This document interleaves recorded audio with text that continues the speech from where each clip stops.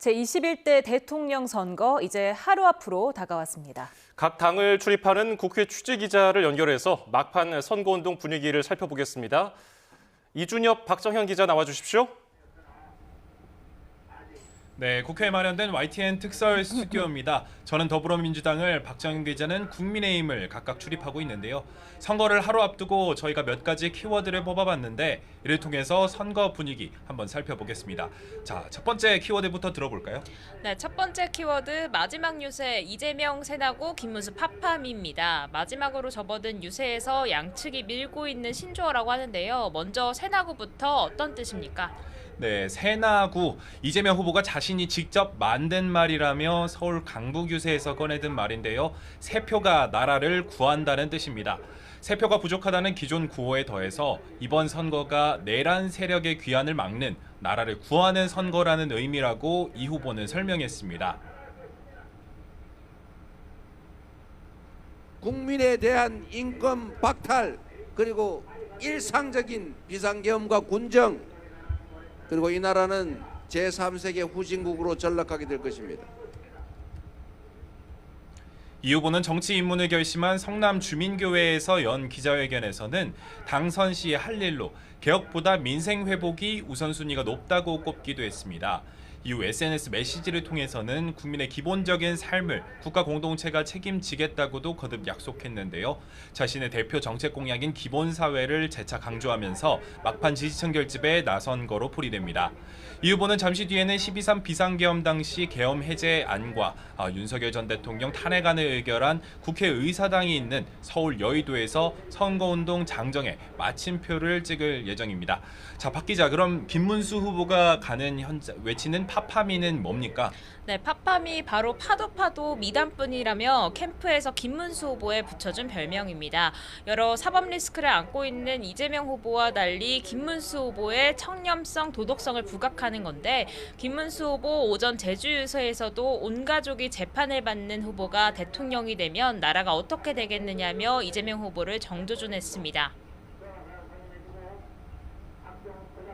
아내는 지금 현재 법인카드 때문에 또 유죄 판결받고, 아들은 또 상습 도박에부터 그 욕설 인터넷상에 이렇게 하는데, 온 범죄자 가족이 이런 사람이 대통령이 돼서 여러분 되겠습니까?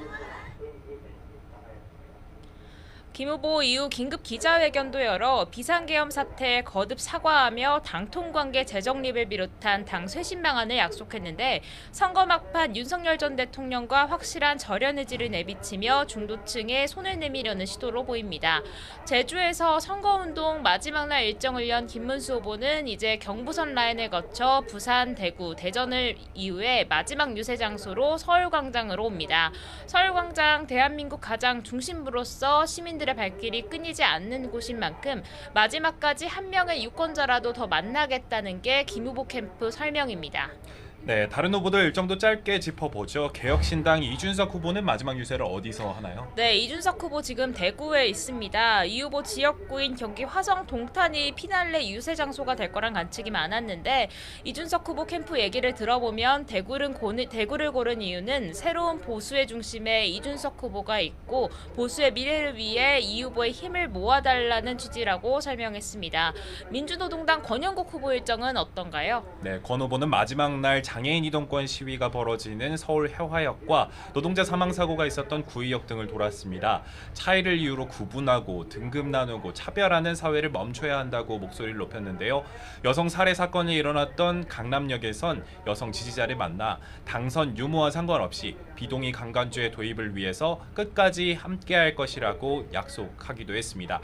자, 두 번째 키워드는 판세는 피가 마른다 대 대역전 기적 시작입니다. 여론조사 공표가 금지되는 이른바 블랙아웃 기간이 시작되면서 대선 주자들 사이의 판세 분석과 여론전이 치열한 상황인데요. 각 당의 판세 전망도 한번 들어보겠습니다. 피가 마른다는 건 그만큼 차이가 근소해서 걱정스럽다는 거죠. 네, 박수현 선대위 공보수석 부단장이 YTN 라디오에서 한 얘기인데요. 그만큼 한 표가 절실하다는 선거 기조를 보여주는 말인 것 같습니다. 지난 대선에서 0.73%포인트로 석패한 경험을 되살려서 대외적으로 안심할 수 없다면서 또 또 조심하고 있는데요. 김민석 상임공동선대위원장은 라디오 인터뷰에서 선거가 끝난 다음에 부정선거 등을 거론하면서 정부 발목을 잡으면 되겠느냐면서 그렇지 않을 정도의 표 차이를 만들어달라고 호소하기도 했습니다. 직접 들어보시겠습니다. 적어도 한두 해 정도는 좀 안정적으로 이렇게 국정에 전념하고 경제 살리기에 전념할 수 있는 환경을 만들어 주시는 것이 국가적으로 볼 때 바람직한 것이 아닌가 싶어서.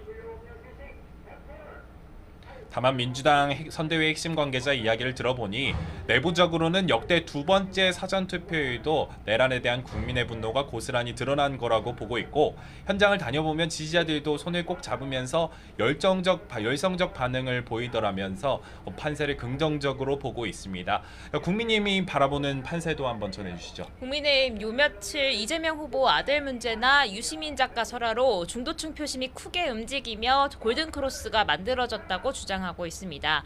여기에 선거 레이스가 막판에 접어들며 그간 결집세가 다소 약했던 영남 지역이 다시 뭉치기 시작했다는 분석도 있는데 선거운동 마지막 날인 오늘 박근혜 전 대통령과 이명박 전 대통령이 나란히 지원 사격에 나서며 힘을 보태고 있습니다. 다만 안타깝게 이번 대선 초반부터 김문수 후보가 내세운 빅텐트 전략, 결국 핵심 축이라 할 수 있는 이준석 후보와 단일화가 무산되면서 김 후보에게는 뼈아픈 지점으로 남았습니다. 후보 자체론 본투표 직전까지 단일화끈을 놓지 않겠다는 메시지를 이어가고 있는데 결국 유권자들에게 투표장에서 단일화를 촉구하는 게 아니냐는 해석도 나옵니다. 후보님은 끝까지 최선을 다하겠다고 그러시더라고요. 단일화가 목표가 아니고 대한민국의 미래를 위해서 조금 전에 말씀드린 괴물 독재 정권의 탄생을 막기 위해서라면 이준석 후보 당연히 크게 반발하는 모습인데 윤석열, 정광훈, 한교안 같은 계엄 극우 세력이 지원하는 후보가 김문수 후보란 게 점점 명확해지고 있지 않냐며 결국 유일한 범보수 진영 대안은 자신이라고 강조했습니다. 이어서 마지막 키워드 살펴보겠습니다. 막판까지 공방, 리박스쿨 대 사법거래입니다. 댓글 여론조작 의혹을 받는 극우 성향 교육단체죠. 리박스쿨에 대해서 민주당이 집중 공세를 펼치고 있죠. 네, 민주당은 리박스쿨이 김문수 후보와 연관성이 있는 거 아니냐는 의혹을 계속해서 제기하고 있습니다. 오늘도 리박스쿨 대표와 김 후보가 과거 대화를 나누는 모습이 담긴 영상을 추가로 공개하며 공세 수위를 끌어올렸습니다. 박찬대 상임총괄선거대책위원장은 선대위 회의에서 사실이라면 이명박 정권의 국정원 댓글 조작 사건이나 박근혜 정권의 국정교과서 사태에 버금가는 국기문란 중대범죄라고 날을 세웠습니다. 심지어 리박스쿨이 주관한 교육에는 유튜브, 김문수 TV가 협력사로 되어 있다고 합니다. 김문수 후보님, 이래도 리박스쿨을 전혀 모르신단 말입니까?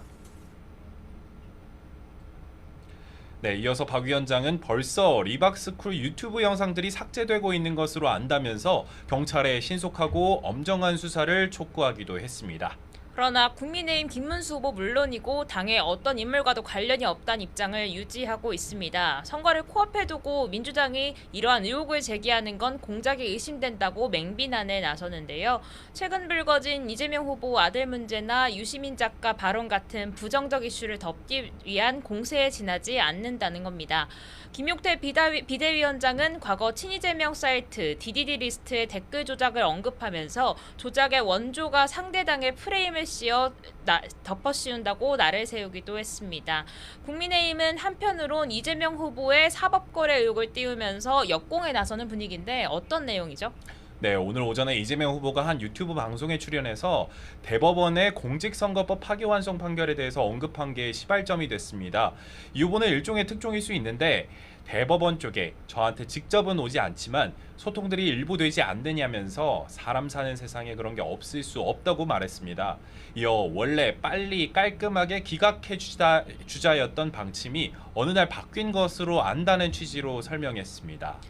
여기에 국민의힘 즉각 이재명 후보가 사실상 사법농단을 자백한 것과 다름없다며 맹폭에 나섰습니다. 김문수 후보 SNS 글을 통해 대법원이 당장 입장을 밝혀야 한다며 사실이 아니라면 오늘 이재명 후보 발언은 중대한 허위사실 공표에 해당한다고 지적했습니다.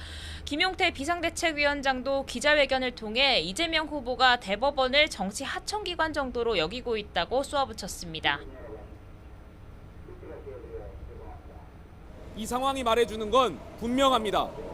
이재명이라는 정치인에게는 사법부는 판결기관이 아니라 그저 협조 가능한 정치 파트너라는 점입니다. 그러니까 이번 일은 그냥 법치 파괴이자 이재명 후보 독재의 괴물 독재를 알리는 서막이라는 건데 거듭 투표로 심판해달라 호소하기도 했습니다. 민주당 선대위는 이에 대해서 즉각 공지를 내서 반박을 했는데요. 소통한다고 말한 바 없다는 취지이고 이 후보도 기자들과 만난 자리에서 조작, 왜곡은 옳지 않고 또 대한민국 정치의 가장 심각한 문제라면서 날을 세웠습니다. 저희가 준비한 소식은 여기까지입니다. 지금까지 국회 YTN 특설 스튜디오에서 전해드렸습니다.